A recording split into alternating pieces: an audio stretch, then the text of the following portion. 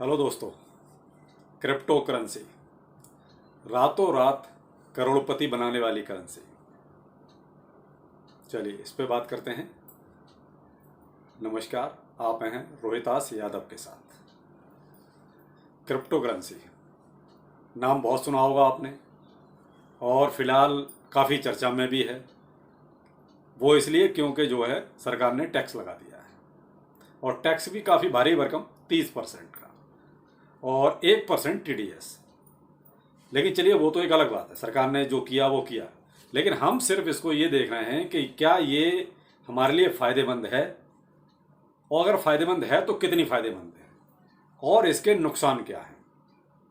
चलिए मैं थोड़े शब्दों में समझाने की कोशिश करता हूँ और बाकी आप कुछ कमेंट के ज़रिए पूछ सकते हैं अगर कोई प्रॉब्लम है तो।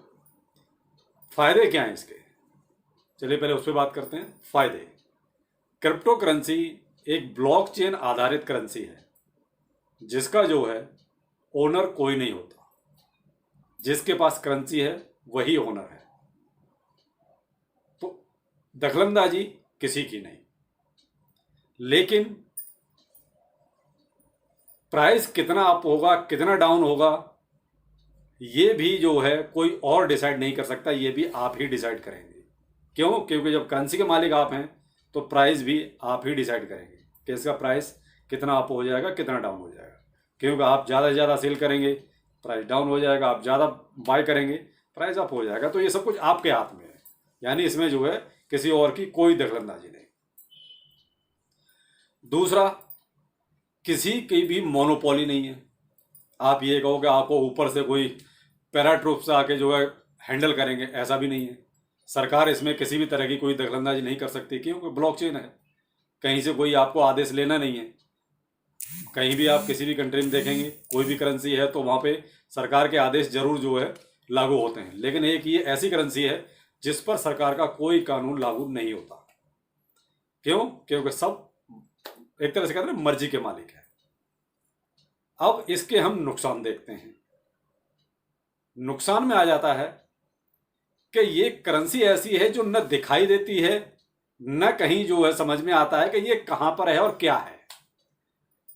न कोई कंपनी इसको बना रही है न कोई कंपनी कुछ इसमें पैदा कर रही है। तो इसका बेस क्या है? कोई बेस नहीं है। आप देखिए कहीं से कुछ खरीदते हैं तो वहां पर जो भी पैसे देते हैं उसके बदले में आपको कुछ ना कुछ हासिल होता है, कुछ ना कुछ आपको मिलेगा जरूर। तो उससे कम से कम ये पता चलता है कि चलो हमने जो जो भी करेंसी दी उसके बदले में हमें इतना ये जो भी मिला प्रोडक्ट वो मिला। अब हम इसके नुकसान देखते हैं। नुकसान में देखिए, आप जब कोई प्रोडक्ट खरीदते हैं तो उसके बदले में कोई ना कोई आप करेंसी देते हैं। तो आपको उस प्रोडक्ट के बदले में करेंसी दी और करेंसी के बदले में आपको प्रोडक्ट मिला। लेकिन क्रिप्टो करेंसी में आपको ऐसा कोई प्रोडक्ट नहीं मिलता।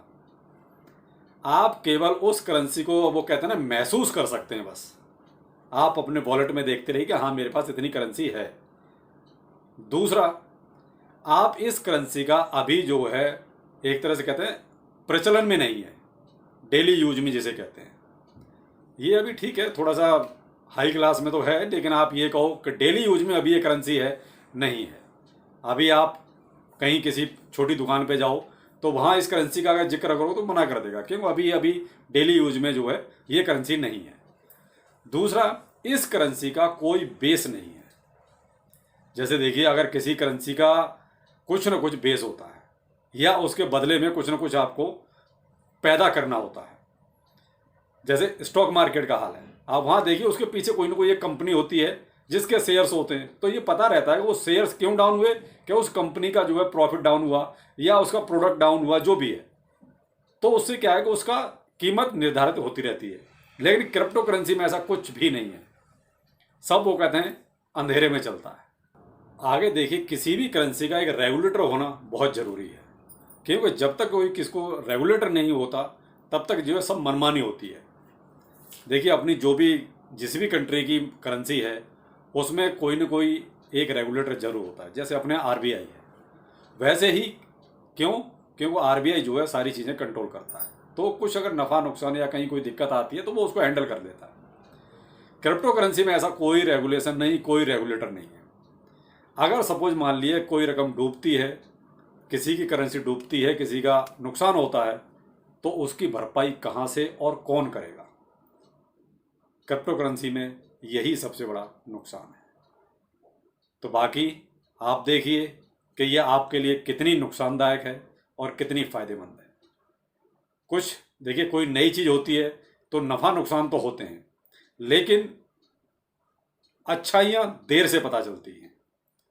अच्छाइयाँ जो भी नई चीज़ आती है उसमें शुरुआत में तो ऐसे ही लगता है कि शायद जो है ये हमारे लिए नुकसान है या ये हमें नुकसान पहुंचाएगी, लेकिन कई चीज़ें ऐसी होती हैं जो समय के साथ पता चलती हैं और पता ये चलता है कि इसमें अच्छाइयाँ ज़्यादा हैं। लेकिन फिर भी फैसला आपका है और फैसला सुनाना भी आपको ही है। बाकी आप देखिए कि आपके लिए कितना ठीक है, कितना गलत है। आज के लिए इतना ही। नमस्कार।